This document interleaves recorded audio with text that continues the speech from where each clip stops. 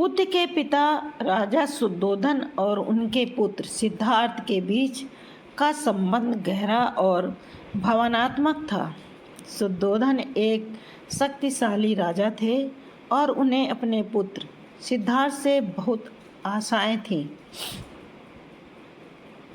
वे चाहते थे कि सिद्धार्थ उनके बाद सिंहासन संभाले और एक महान राजा बने, लेकिन सिद्धार्थ का मार्ग इससे बिल्कुल अलग था और यही उनके रिश्ते में एक भावनात्मक मोड़ लाता है।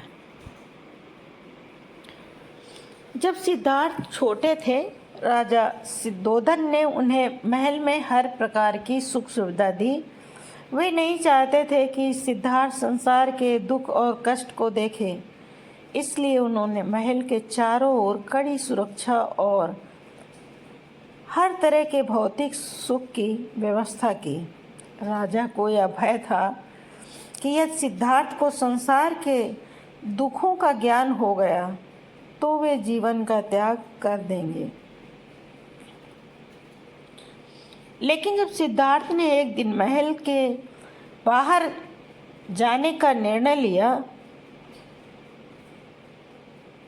तो उन्होंने एक वृद्ध, बीमार और मृत व्यक्ति को देखा। तो उन्होंने संसार के असली रूप को पहचाना। इससे उनके भीतर एक गहरा प्रश्न खड़ा कर दिया और वे जीवन के दुखों से मुक्ति का मार्ग खोजने के लिए संन्यास लेने का निर्णय ले बैठे।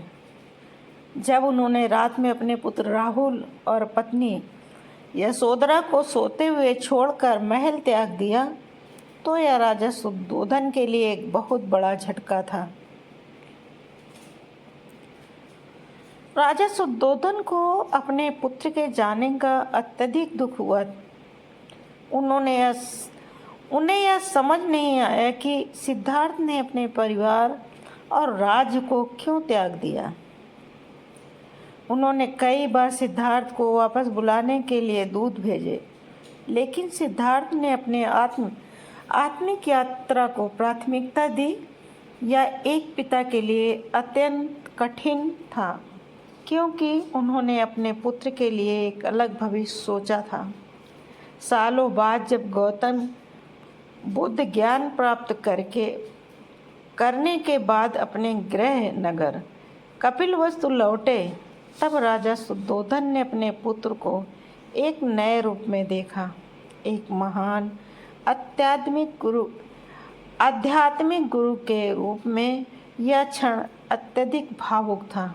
शुद्धोधन, जो एक पिता के रूप में वर्षों से अपने पुत्र के लौटने का इंतजार कर रहे थे, अब बुद्ध के रूप में सिद्धार्थ से मिले। बुद्ध ने अपने पिता को समझाया कि उनका त्याग केवल एक व्यक्ति के लिए नहीं था, बल्कि संपूर्ण मानवता के कल्याण के लिए था। राजा शुद्धोधन ने अंततः अपने पुत्र के निर्णय को समझा और बौद्ध धर्म की शिक्षाओं को अपनाया। बुद्ध के अंतिम समय में शुद्धोधन भी मोक्ष प्राप्त कर सके।